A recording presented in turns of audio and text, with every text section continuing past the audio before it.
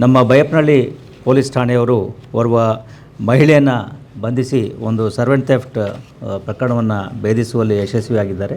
ಈಕೆ ಈ ಬೈಯಪ್ಪನಹಳ್ಳಿಯ ಒಂದು ಭುವನೇಶ್ವರಿ ನಗರದಲ್ಲಿರ್ತಕ್ಕಂಥ ಮನೆಯಲ್ಲಿ ಕೇರ್ಟೇಕರ್ ಆಗಿ ಕೆಲಸ ಮಾಡ್ತಾಯಿದ್ಲು ಕಳೆದ ವರ್ಷ 2023ರಲ್ಲಿ. ಅದೇ ತಿಂಗಳ 23ರಲ್ಲಿ ಅವರ ಮನೆಯಲ್ಲಿ ಕೆಲವೊಂದು ಚಿನ್ನಾಭರಣಗಳ ಕಳ್ಳತನ ಆಗಿತ್ತು. ಅವರು ಇದ್ರ ಬಗ್ಗೆ ಪ್ರಕರಣವನ್ನು ಅವರು ಇದನ್ನು ನೋಡ್ಕೊಂಡಿರಲಿಲ್ಲ. ನಂತರ ಈ ಮಹಿಳೆ ಏನಿದ್ದಾಳೆ ಅವಳು ಜನವರಿ 24ರಲ್ಲಿ ಅಲ್ಲಿಂದ ಕೆಲಸವನ್ನು ಬಿಟ್ಟಿದ್ಲು. ಅದಾದ ನಂತರದಲ್ಲಿ ಇದೇ ಮಹಿಳೆ ಕೋಣನಕುಂಟೆ ಇನ್ನೊಂದು ಮನೆಯಲ್ಲಿ ಇದೇ ರೀತಿ ಕಳ್ಳತನ ಮಾಡುವಾಗ ಸಿಕ್ಕಿಬಿದ್ದು ಆ ಸಂದರ್ಭದಲ್ಲಿ ಈ ಪ್ರಕರಣ ಕೂಡ ಬಯಲಿಗೆ ಬಂದಿರ್ತದೆ.